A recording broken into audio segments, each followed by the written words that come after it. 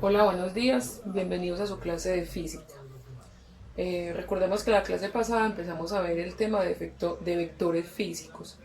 Dimos pues una definición de lo que era un vector, dibujamos un vector pues con sus elementos, les dejé una consulta referente a que eran magnitudes escalares y magnitudes vectoriales. Eh, y les pedí que definieran pues, los tres elementos de los cuales se compone un vector, que son magnitud, dirección y sentido. Entonces ya hoy vamos a pasar a ver pues cómo es la notación vectorial. Entonces nos dicen, para nombrar vectores utilizamos cualquier letra, solo que encima de las letras debemos colocar una flechita pequeñita indicando, indicando esto que es un vector. Es decir, ¿cierto? Entonces acá tenemos este vector, ¿cierto? Un vector es un segmento de recta dirigido. Y digamos que yo ese vector lo puedo nombrar con cualquier letra, ya sea mayúscula o minúscula, solo que encima de esa letra elegida debo colocar siempre una flechita. Eso es lo que me indica que es un vector, que ese nombre, o sea, que esa letra hace referencia a un vector. Bueno, y para la anotación de la magnitud, recuerden que la magnitud hace referencia al tamaño del vector, es decir, lo que mide el vector. Entonces, para expresar la magnitud de un vector, simplemente vamos a encerrar entre dos barritas paralelas al vector, ¿cierto? Eso está indicando que es la magnitud. Después tenemos acá el vector A, ¿cierto? Se nombra con cualquier letra, solo que arriba tengo que colocar la flechita indicando que es un vector. Entonces, para expresar la magnitud del vector, entonces tomo la siguiente notación.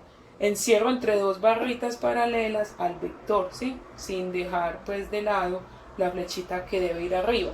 Entonces digamos que el vector A tiene una magnitud de 30 kilómetros. Entonces esta es la notación para expresar la magnitud de los vectores, encerrados entre dos barritas paralelas. Bueno, y para la dirección, recordemos que esta hace referencia, pues es la medida del ángulo que hace el vector con la horizontal. Entonces, de nuevo acá tenemos el vector, digamos que este es nuestro vector A, ¿cierto? Nuestro vector A. Entonces, esa dirección es la que se forma con la línea horizontal, desde donde parte el vector. ¿Sí? Entonces se genera este angulito. Entonces, para denotar la dirección de un vector, entonces tomamos la siguiente. Entonces, dirección del vector A es igual a 30 grados. Sí, de acuerdo también con las indicaciones que nos den.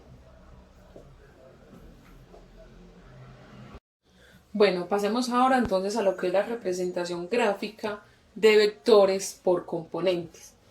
Entonces dice, un vector está compuesto por dos componentes, una horizontal y otra vertical. Esto de acuerdo al sistema de referencia en el que trabajemos, ¿cierto? Entonces nosotros acá vamos a trabajar sobre el sistema de referencia de R2. R2 es igual al plano cartesiano. Entonces vamos a representar esos vectores en el plano cartesiano. Digamos que si estuviéramos trabajando en un plano tridimensional, entonces ese vector estaría compuesto por tres componentes.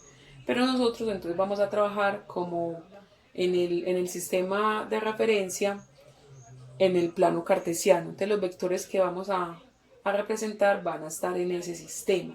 Por lo tanto van a tener dos componentes, la horizontal y la vertical.